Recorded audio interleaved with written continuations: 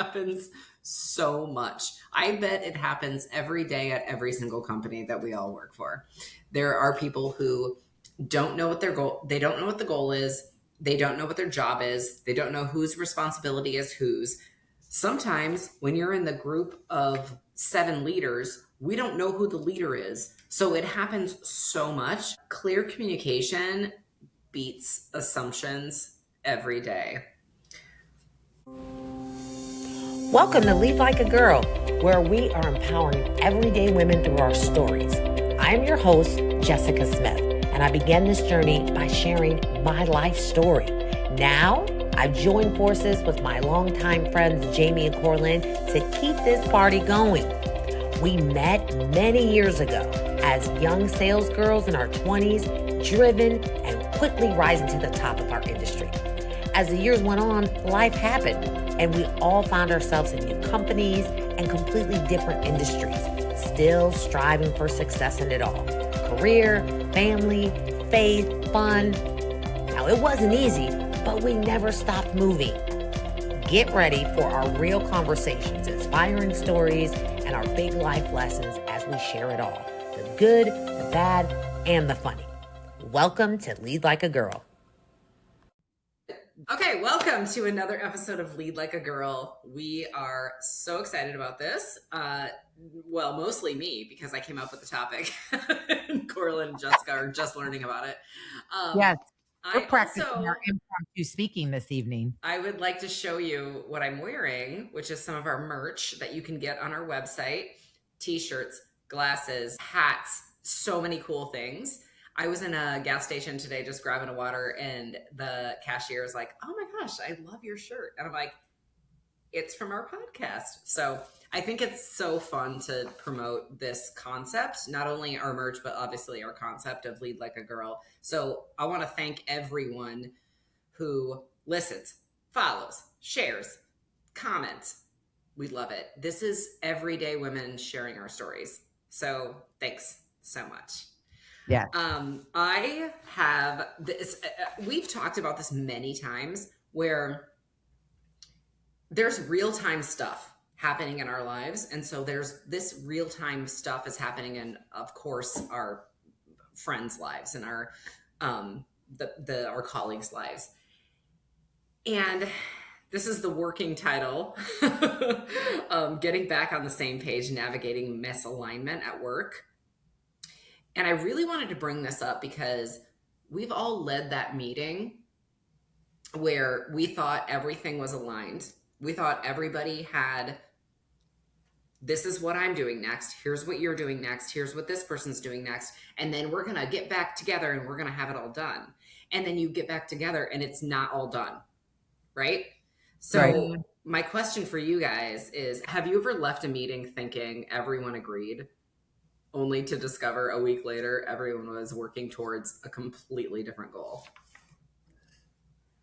I'm sure that has happened before, but I feel like I run into I leave a meeting and everyone has their next steps, but especially if there's too much time that has passed, people, I don't know if they just get distracted. I don't know what happens. I just know that you come back and, half the people have a bunch of excuses and not what they said they were. So not that they're doing something different, it's that they're not doing. That's what I find. I don't know about you. When you started talking about this, what came to mind is when you have a group of people that are very good idea people, where there's many ideas, but you don't have a project manager taking initiative to write things down and then put a date stamp on whatever it is that we're talking about, and then also bring all of those ideas into pick one or pick two, or let's talk about these specific things. And we're just, so it just reminds me of when there's lots of ideas and not a lot of decisions. Another aspect of this is if you've got a lot of leaders in the room, where I have my idea of what's going to happen, you have your idea, and then but who's like actually in charge? Because there's like so many leaders. I have a few quotes. Um, this is from George Bernard Shaw. The single biggest problem in communication is the illusion that it has taken place. And I think that's a very good one to start with. When I was probably 19, I was in college full time. I was also the assistant manager at Pizza Hut. And I had to go. So they sent me to a management school, you know, the 3 to 5 day school where they teach you how to be a restaurant manager. And I was in a small group, and we had the task was basically to create a presentation. And Not a pizza. not a pizza. It was a presentation. And so my group and I decided to do a presentation about taking over a restaurant that was maybe failing, and like, how do we turn this around? Like, what do we do to turn this around? I remember specifically saying, like, let's talk about all the steps that it would take to take something that's kind of failing into success, and maybe that's getting another successful one that's the town next over. Bring me some of your people to teach my people, and like, how do we do this? And I had a group, and literally none of them did anything. Like, I created the whole Why? thing, and like I was 19. I don't know what the frick I'm doing, but it was like none of them did anything to help. And at the end of the day, we presented it, and of course we did a really great job. But I remember having to go to my manager at the time and say, none of them helped me with this. Like, I had to do this. You ratted And them it's- out. Oh, frick yeah, I did. Of course I did. I had to do all the work. And then I was like, it's You're like, I just want to let absolutely- you know, manager, that this is all of my job, and they did like, nothing. this was just me. But I think it goes back to this whole idea of misalignment, and like, what are your expectations? What are your goals? Who's doing what? Are we making sure you're doing what? It's so anyway, that was the first thing I thought of when I looked at this topic, because I was like, oh my gosh, you guys, you sucked. What about you guys? Have you had that experience before? No, I think I'm pretty good at making sure that everybody is doing their share. Like I said, the misalignment, I think, just comes with, you know, when you're working in a group, you're going to have different personalities and different work styles. And I try not to be a ball hog, because, I know what to do and I know how to get it done. And at the same time, you got to just hope and pray that there's one other person like you in the group, because then you can kind of get them on your side. But you also have to know how to challenge people. Now, I know your story was based on being a 19-year-old, but you have to do that even with your peers now, where you're like, hey, why don't we do this? And let's just get this done by the end of the week. That way the heavy lifting is done. And I find myself, and I'm sure people are like, what the hell's her problem? She's not the boss of me. But I've had pretty good luck when it comes to group projects because of that. And, I just, if my name is associated with it, I'm not dropping the ball. I'm just not doing it. So I'm going to make sure that I don't care if you're a peer. I don't care if you are my boss. I'm not letting the ball drop. So, yeah. I think another one, which we've talked about so many times, is just being curious. Like, is the information complete? Like, do we know actually what we're trying to do? Personality and communication styles can also differ. Oh, yeah. Comment on that. And then also, I'm sorry, one more thing, organizational changes. So you're in let's say you're in the middle of a project, let's say you're starting a project, whatever. You've got a new boss, you've got a new colleague, you've got a new assistant.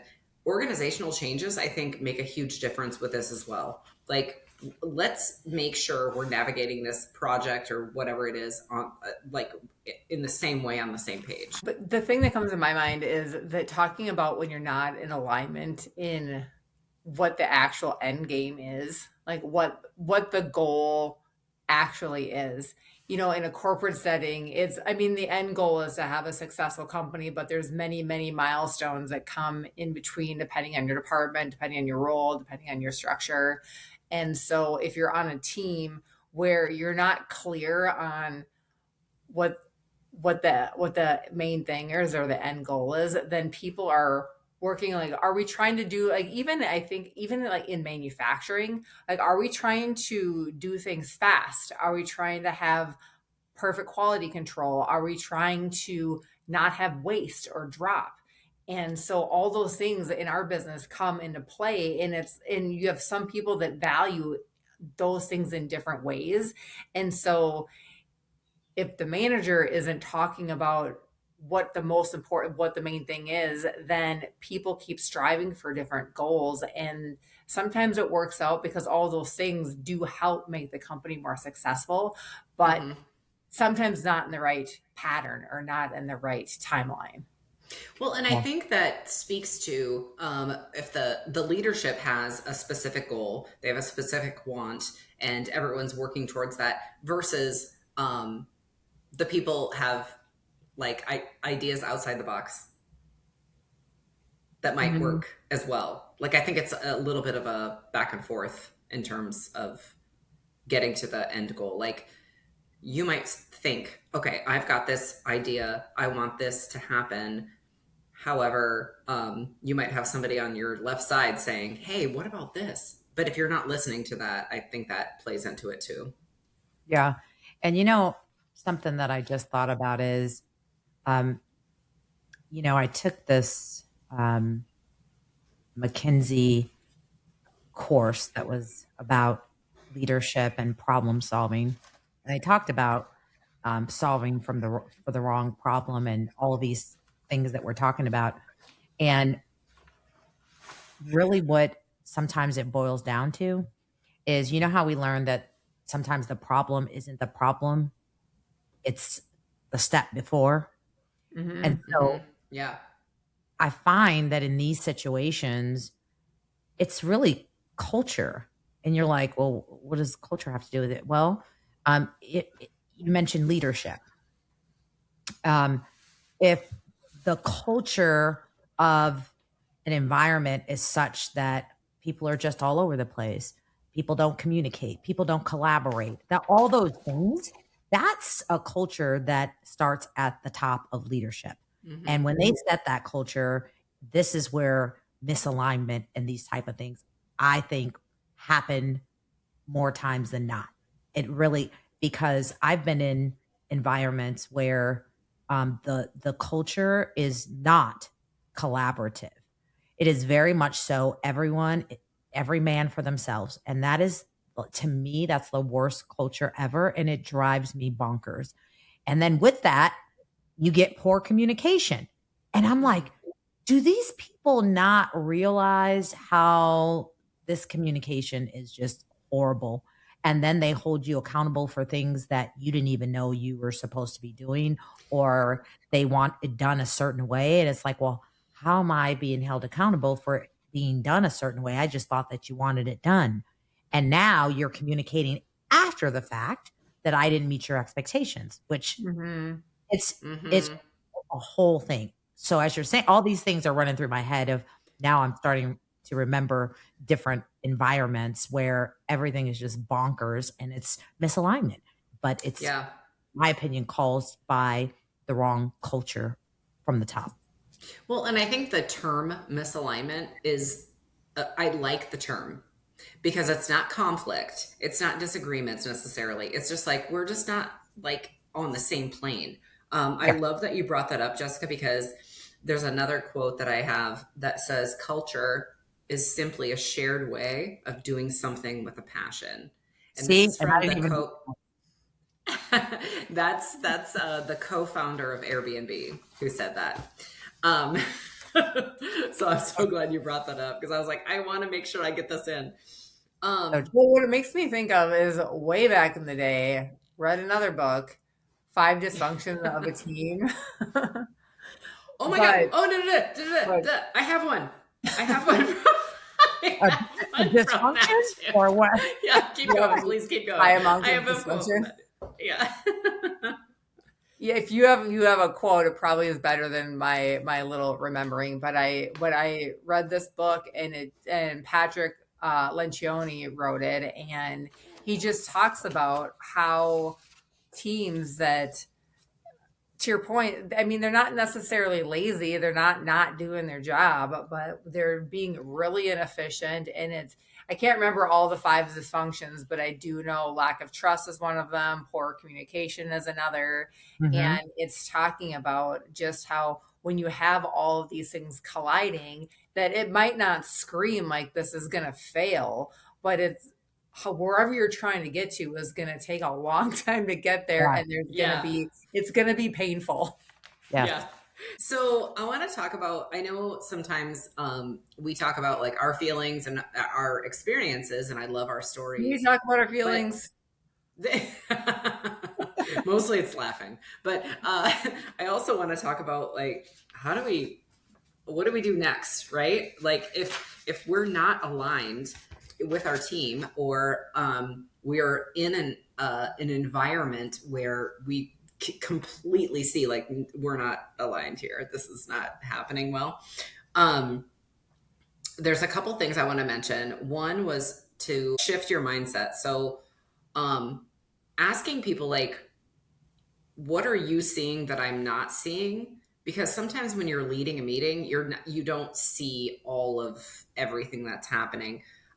What assumptions am I making? And have I clearly communicated my expectations? And I think that goes along the lines with both of the things you guys were talking about earlier, is like clear expectations. Like when we have a project or a meeting, or maybe it's with our colleagues, maybe it's with our clients, but when we have clear expectations of like, okay, at the end of this meeting, this is what I'm doing, this is what you're doing, make it clear. It's a little bit of a shift of a mindset, because I think sometimes we get done with a meeting and we think, okay, we're all good. Like they know what we're doing. I know what they're doing. So have you guys had experience with that, where you've had either a colleague meeting or maybe a client meeting where you came away and you were like, okay, we were not aligned. Like I thought we were. And then Well, it a comes week into play a little later, bit when you're in a meeting, when you're with peers and there's not a defined leader in the room. I think that yes, yes. escalates more, because I think that there's a little bit of an assumption. Like if I'm sitting in the room with my peers who are on our leadership team, I'm assuming that everybody is, if you're sitting in the room, you're in there for a reason, and whatever we're meeting on is that you want to be a part of the solution or the reason that we're meeting. And Mhm. so unless somebody sometimes takes the initiative to say, hey, what are you going to do? And the end, you also put on your sales hat and you get that buy-in. Like I'm telling you what to do, but are you also accepting that and taking that on as a task, or not, or you're not doing anything. I'm going to handle whatever it is. That there's just like that lack of communication and a lack of buy-in too, that impedes things from moving forward. Yeah. I mean, I think it's important that it depends on who the meeting is. So let's just say I'm in a meeting with, direct reports. And I think we talked about this before. I don't like saying things like, does that make sense? Or do you understand what I mean? Or so. So, But it kind of has to be done though. no, but There's there's got a to be way, something like, right? No, I agree. There's we on the something. same And page. so for me, it is asking for feedback. I've had so many leaders that never ask for feedback, and that just drives, and I'm the queen of unsolicited advice. So I will say, can I have your permission to give you some feedback? Sometimes it goes well, most of the time it doesn't, because if the leader was open to that, they would ask for feedback themselves. But at the end of meetings, and you guys know, I'm a straight shooter. I will say, listen, guys, because sometimes I know that I set these expectations based on me and how I think and how I move, right? So I will say something that I'll say, listen, you guys, if this sounds crazy and you're like sitting here thinking like, what are you smoking? Say something. Let me know. What do you guys think? Give me something. Am I crazy here? Does this seem realistic? Do I need to dial it down? And I'll just like say stuff like that and get them going. And it works. And they'll say no, or sometimes they say, yeah, it is. You know, we got this, this, and this going on. And you're saying to have that by the end of the day, maybe the end of the week. And I'm like, thank you. Thank you for letting me know. Let's do it. Let's do the end of the week. And it's no problem. But you got to genuinely want that feedback and ask it in a way that you get people feeling like it's okay. If whatever I'm asking of you is not realistic, I want you to feel free to give me that feedback. But also don't tell me, oh no, I can't do it by the end of the day. That's just not realistic. Okay, thanks for telling me what you can't do, but how about you can follow up with what you can do? So that's the other piece of it too, is that even if it was my peers, there's some people that just want to shoot everything down. You're not on the same page and they're like, no, but then tell me where you are then. Mm-hmm. So give feedback. Don't just say no, also give feedback on what should we do then? How can we align? And I think that's a huge key in this alignment topic, which is give me feedback. Tell me, like, I'm not going to be mad at you for telling me how you feel after this meeting. Just like we all want to improve. We all want to be green and growing. So to just ask for that, get that, and appreciate that, I think is a huge, that's a shift in your mindset, really, when it comes to this. Right. And don't come with problems, come with solutions. Yeah. Yeah. And you know what? If you do come with problems, I don't think that's a bad thing. I have a couple colleagues of mine where we'll call each other literally just to complain. Like, I'm like, you know what? We have the same job. You're in this state. I'm in this state. Can I just dump on you? And they'll call me and do the same thing. And I think there's value in that too. I know that they say misery is company, but still, I do think that there's value in just being able to like talk to some of your colleagues and go, oh yeah. This meeting was so horrible. Can you help me do better next time?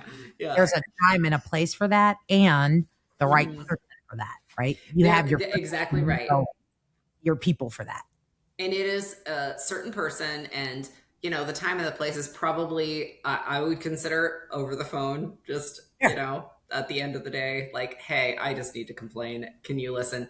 They call me. I need to complain. Can you listen? Not in front of people, not in front of your group, not in the meeting. Not in a meeting.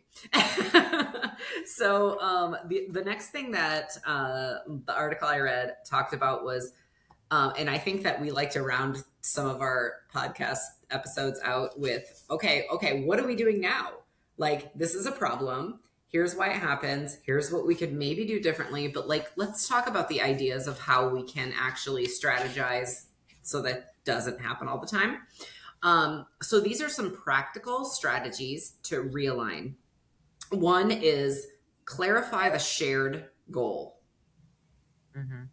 So start that meeting with, okay, what is the goal and how are we going to accomplish it? And what does the success look like with this goal? Coralyn, I feel like you've talked about this before, maybe with one of your past stories, but what are your thoughts on this? Like clarifying just that shared goal. As you're talking, I was having flashbacks of, I remember being a part of this team at a company, and I was presenting. I had an idea that I wanted to push across, and I was in the meeting with my peers, and I realized probably about 10 minutes into the conversation that the people in the room were not on board with what I was talking about. And it was very, very clear. So not only was I not getting my point across, Tough It was situation. exceptionally awkward, and I just found myself it's like trying to like grab at straws to try to redirect and kind of think and like pivot at the moment, and that was not happening. And you know what I did is I just said I can't remember verbatim what I said, but basically to the point was, you know what, I understand you have questions. I feel like this meeting went a different direction. Can we just table this conversation? Let me regroup, and we'll come back, and let me relook at my notes, come up with a different idea, and let's meet in a few days. And so I just had to like tee out and stop the meeting. And good, bad, or indifferent, ended up coming back and rethinking the idea, and we ended up going in a different direction. But when you're talking about, like, your point was talking about goals, but I think sometimes you don't know you're misaligned until maybe you're already like Yeah. in it, and then somebody has to maybe unashamed like raise their hand and say, okay, we got to back up, like this is not Yes. great. Yeah. And it doesn't feel good because we all want to have everything perfect, like they thought everything through, and sometimes you just have to out yourself and just say, this is not going in a good direction. And I think that's just like humbling yourself. Like, I mean, I was recently in a meeting where it's like, I'm not getting what you're saying. And I didn't want to say that. It's really hard to say that. But it's like, I don't know what you want from me. Yeah. But I think it's that's still, something that it's hard to redirect. that's It something is that hard too. I think I can think of another time too when I was sitting in a meeting with somebody and they were asking me a favor to get involved with something, and the person that I was sitting across the table from was not being super clear on what they wanted from me. And I, Mm-hmm. I was at the point where I'm like, what are you asking? Like, what do you, Yeah. Mm-hmm. what do you want from me? Yes. And I think I said it like that, and I didn't really know. I'm really not trying to be offensive at all, but I'm not picking up what you're putting down. Can you? right. Yeah. Oh, this And goes I back think to that happens. communication. When you were talking about communication, Mm-hmm. I stopped years ago. I thought it was me. I had this feeling that I felt stupid when I had to ask over and over again. Like and sometimes I didn't even ask. I just left not knowing what the hell they were talking about. Like, Yeah. Yeah. but over the years, I realized that there were really people that were poor communicators. And I stopped having that insecurity. I don't know where it left me, but somewhere in my age of, I don't know. But now, I'm today, sorry. So can you stop? You've called me out for being 50 years old like 17 times in the last yeah. few episodes. Can you please tell us how old you are? Oh, only reason I said that is because I don't remember how old I am. Sorry. I'm so sorry. I had to interrupt. I've been telling people I'm 48 this whole year. And Hayden's like, Mom, you're not 48 until October. And I was like, yes, I am. And then I was like, I was born, and I did the math, and I was like, oh, I am not 48. So yeah, I have no problem. Go ahead, please. Go ahead. Sorry to So interrupt. now, at the age of 47 that I am, I have no problem with saying it. And listen, after the third or fourth time, I'm like you, Coralyn. I'm trying to, still be professional and be nice. But then sometimes they get frustrated because I'm still asking, and I'm like, hey, I'm sorry if maybe I'm slow today. Maybe I have brain fog or whatever. But I am not understanding what you're saying. So I'm going to ask that you maybe just reword it for me, because I'm not picking up what you're putting down. And so, and we have to be okay with, making it in however you need to make it, but don't leave there without that. And then there's some people too that'll show up in the meeting. It's their meeting. They called it. And I'm like, what are we even doing? So, sometimes you have to give grace. And I'm like, I've had to stop in the middle halfway through a meeting, because listen, I've also learned in my old age that time is the most valuable thing that I have. And I'm not just having meetings just to have meetings. And I've had to stop and just say, time out. Whose meeting is this again? Okay. So help me understand why we're all here and what we want to accomplish by the end of this meeting. Mm-hmm. Yeah. and be Yeah. okay with even doing that. Otherwise, you'll be 2 hours later sitting there and it's like, what are we even talking about? Well, and I think like to your point, Jessica, it's part of it is the clarification of why are we here? What are we doing? What's the goal? What's the answer? Um, the next strategy was listen before solving. And I think this is probably the best one that I've read. It's Mhm. asking those open-ended questions, summarizing what you've heard, confirm understanding. I think it's just there's so much about saying, okay, here's what you're telling me. Here's what I'm hearing. Is that right? Are we aligned? Right. And I think that Listen, you gotta yeah. listen. Remember the saying we used to what was it? Always already listening. Like don't do that. Yes, like confirm, like understand and be curious and understand before moving on. Um, I'm going to ask you guys two more things. Strategy 3 was separate facts from assumptions. Saying something like, I noticed that the deadline moved instead of you're not committed. You know, like separating facts from assumptions. Like I'm assuming like you just dropped the ball, but hey, what happened? What was different? I think that's really good. But I think the next one, Coralyn, I'm going to pick on you for this one. Define roles clearly.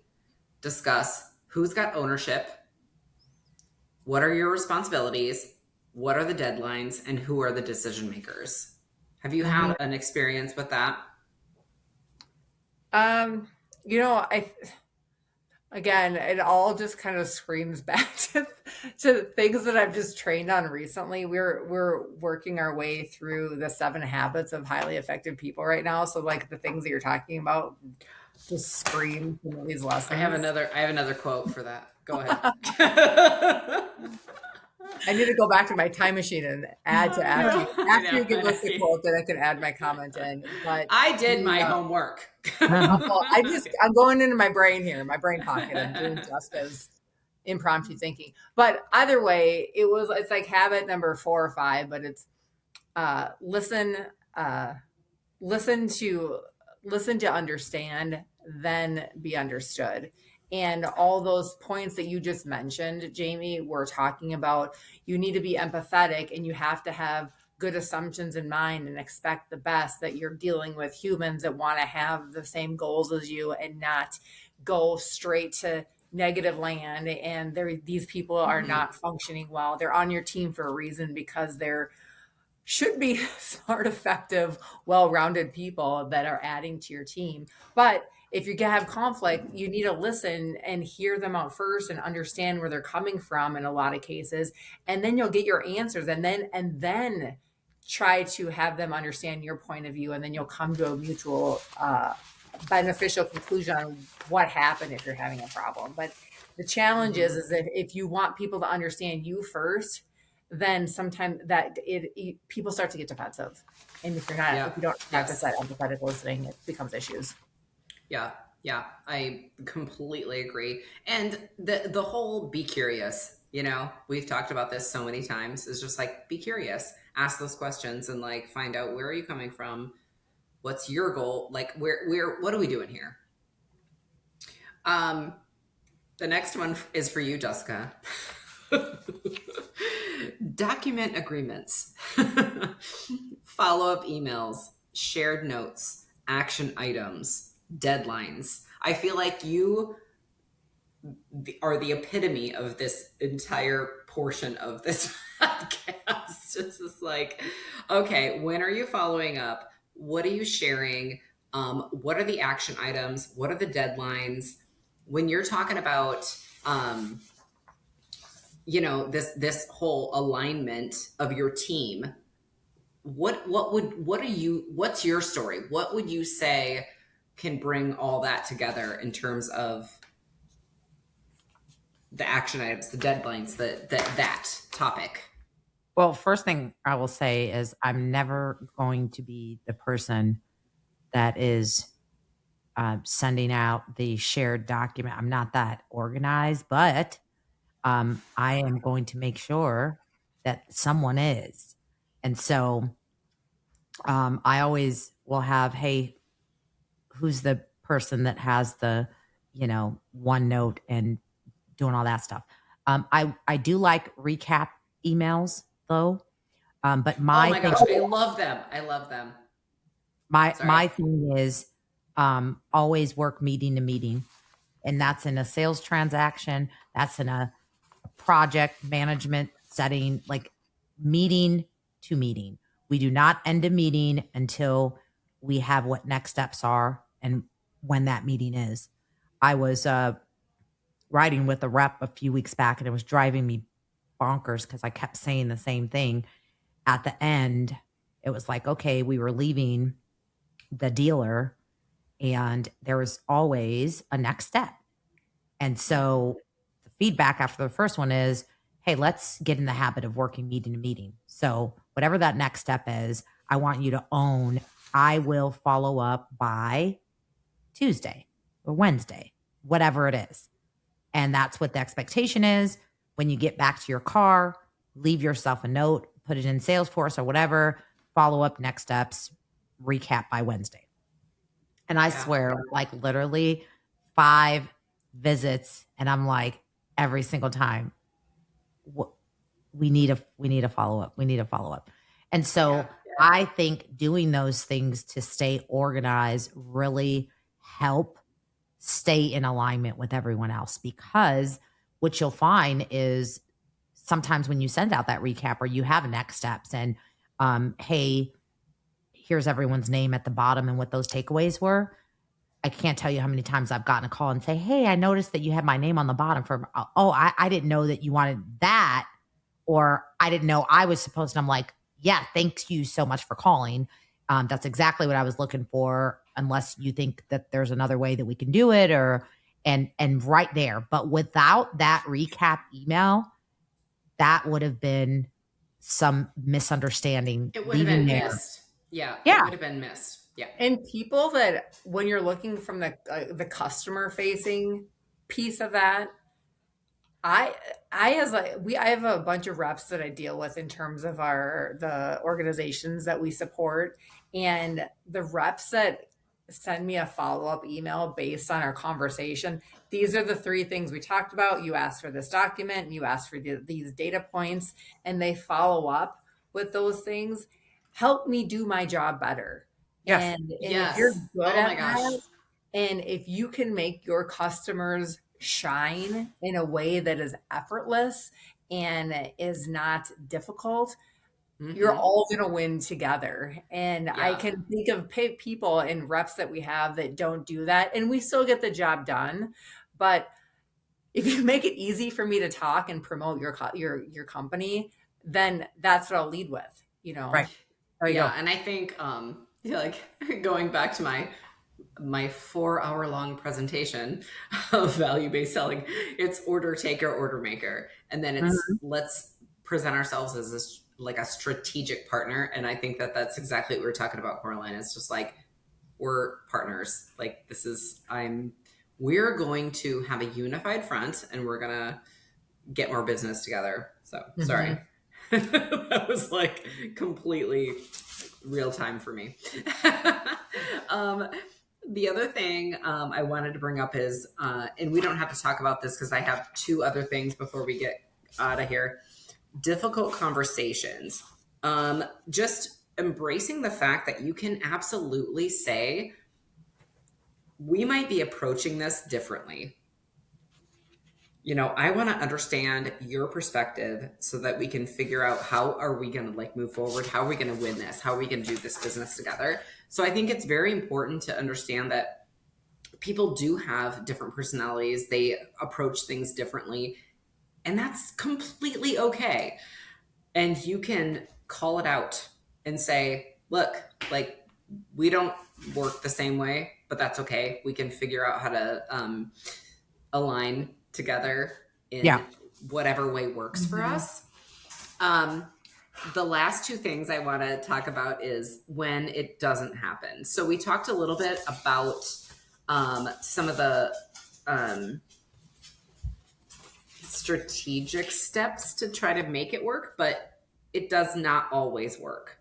So when it doesn't happen, accepting differences, like I just said, we're just different in the way that we present, but also maintaining professionalism. What are your guys' experiences where you literally do not align? And I find this a lot with my customers, not necessarily, well, sometimes with my colleagues, but you don't align, but yet you have to remain like professional. And what's your story about that? Not every disagreement needs complete agreement, but every team needs to have some clarity. So what's your take on that? Well, from someone who I tend to always think differently than other people in the room, and that could just be that usually I might be the only female, or I might be the only, woman of color, or maybe someone who just comes from a sales background. I just feel like I'm just always different. And I struggle with that because I never want to be viewed as, why can't she ever just conform? And it's like, Don't like that. well, I don't feel true to myself. I don't always have to say something, but if I believe that I have something valid to add to the conversation, or a good idea or a strategy, I do feel like I need to say something, especially when it just surprises me sometimes when everyone is agreeing, and I'm thinking to myself, why didn't they think of this? And sometimes I'll say it, and they're like, "What? Why didn't we think of that?" And that's how it is a lot of the times. But then sometimes everyone's like, what? Like what I'm saying is so outrageous, and I'm thinking to myself, like, this is the obvious fix. And so I will say, well, no, I think it's this because of this. And this one person says, no, that doesn't make sense because this. And then they have a backup singer. Yeah, that's because of this. And then, I am literally the only one saying it. So I'll say my points, but then I feel like I know when to just say, hey, there's different ways to handle it, but I think this will work, but I'm okay with going another direction as well. And so for me, that's I'll debate it a little bit. And then when I feel like, okay, this isn't getting anywhere, kind of like the example that Coralyn used, where she's like, okay, I got to tap out now. And so I'm just thinking to myself, but here's the other thing too. If they don't want to go my way, I am going to do everything I can to support their way and make sure that it's successful.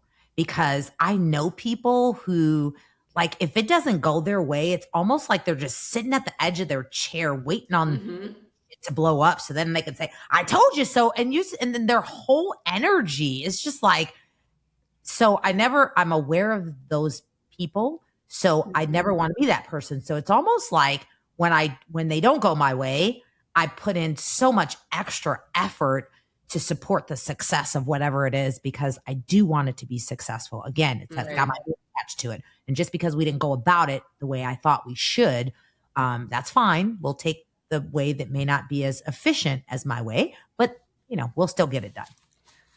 I worked with this gentleman, and I was in charge of doing Gentleman. I remind her when you said It's that. so hilarious. But no, it's that I was in charge of a couple different events, and after these events were done, which went well, obviously, like anything where you're doing like a company-wide thing, there's different things you may think of after the fact, after you get done. But I kid you not, the last 3 years, this dude comes up to me and he's like, you know what you should have done? You know what we should have done? And just not even mind you, not like, hey, you really did a good job. We could have maybe done this better, but we did this really nicely. Like nothing. It's like always giant peanut gallery in the background. Like, you know what would have been better? So, what I said in a very nice way, I just was like, you know what? I would love to have you on the team next year so we can talk about some of your ideas and we can implement some of these great ideas that you had. So instead of getting feisty, complimented him on his great idea of having it and invited him to be join? a part of the team No, next year. No, of course not. not. Of course he didn't. Of But course he it's didn't. but what happened was is that in this like diatribe of complaining or how to do things better, if you invite somebody to the team that has an opinion and now you're calling them on the carpet to put their money where their mouth is, Yeah. sometimes it just gets dropped and they just just They leave shut it, up. and then we Actually, move on. they And then shut the F up. Yeah. Yes, they and do. I'm not trying to be catty at all or anything like that, but I think that some people have that natural, like unsolicited. Well, they have all the ideas in the world, but no action or follow through, which Right. is equally, it's misalignment in what we're trying to get done in a really It is. unhealthy way. It's 100% this topic. Even my husband Brad is like, he's been to 1,000 like concerts, and he's like, they should have done it this way and that, and I'm like, get on the board. You wanted to change to it, but I think that's exactly Coralyn. What we're talking about is this misalignment. It's the leadership team, and there's a bunch of leaders, and we're all trying to figure out whose job is what, and it's confusing, and we have to pay more attention, I think, to that when you're trying to execute a plan. So I have a couple of takeaways. One is misalignment is common. It happens so much. I bet it happens every day at every single company that we all work for. There are people who don't know what their goal, they don't know what the goal is. They don't know what their job is. They don't know whose responsibility is whose. Sometimes when you're in the group of 7 leaders, we don't know who the leader is. So it happens so much. Clear communication beats assumptions every day. So This, if I can just add, yeah. this isn't just in work. This is in households and marriages, friendships, and all. But that's another show. Let's go. No, that is absolutely. I think misalignment. This is a topic that can. So I used to have a family meeting twice a year, in the spring and in the fall, right when school got out, right when school went in, and we had to know whose chores were whose doing what. It is a family issue too. Yeah. So for my takeaways, a lot of it was, like I just said, like, this is common. Like, misalignment is common. We have to be able to sit down and talk about who's doing what, assign those jobs, and then follow up, I guess I'll say, on those jobs. Also, clear communication beats assumptions. So just having clear communication is huge. And that's not always easy. It's really not. I mean, it's kind of hard to tell your peers, you have to do this, you have to do this, you have to do this, whatever, and or your children. So what I wanted to tell you guys, as I do my takeaway, and I want to hear your takeaways, I would invite our listeners to ask themselves, where am I assuming rather than asking? Like, where am I not being curious? And then it bites me in the butt. Which conversation should I have been avoiding? And what's one step I can take this week to create a better alignment? So those are kind of my questions in terms of maybe work, maybe home, maybe family, maybe friends. But like, where can I be more curious than assumptive? Mm-hmm. Yeah. Where can I ask questions instead of just, like I said, assuming I know what you need from me? So what are your takeaways, guys? So my takeaway is, first, hopefully we have some listeners that maybe they weren't quite sure what was happening. They just knew like something's off, something's annoying, and maybe help them identify and um, put some words to that of being misaligned. And now that you've identified it, you know what's going on. Now that you got to hold yourself accountable. So I always say, with the good old Michael Jackson left us with some good, start with the man in the mirror. I was wondering which song you would pick. I love it wasn't so Beat much. It.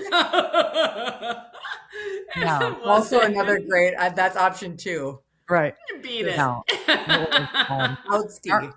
Start with the man in the mirror, and because it's easy to point the finger, right? And but let's just start with the man in the mirror and see how we can be better listeners and be more empathetic, give people grace, and then practice some of the things that we talked about. Be the bigger person, be more professional, ask for feedback, and just do your part. Because as we always say, control the controllable. I can't control other people, but I can control myself. Oh my gosh. Control the Controllable was my mental health presentation today. Oh, our sales meeting. And I didn't read those notes either. Literally, it was control the controllable. I'm so glad you said that. Nice. Yeah, and one thing I just learned is that alignment really isn't something that we achieve just once. It's something that happens over and over and over, and you have to commit to it. And especially as leaders, we just can't assume that people heard what we said, that we have to, and not only just heard what we said, but heard what we meant by it. So we just need to, as leaders, need to create enough clarity around our messaging and our process and our agenda and our follow-up that it's clear on all fronts and consistent. Yeah. Thank you guys so much for this. I know we went way over time. I'm so sorry, but I had 7 pages of notes. I know. Thank you. I know. I'm bragging. I'm bragging on myself right now that I had so much research. But anyway, I'm glad you guys. I think she missed what I said. I said you and Brad must have not had a date scheduled for tonight. I haven't heard him knocking on the door. Oh my gosh. That was last night. It's fine. No, thanks guys. I think just in closing, we talk about things that are real time, and this is something that's real time for me, and I feel like it's real for probably every professional woman.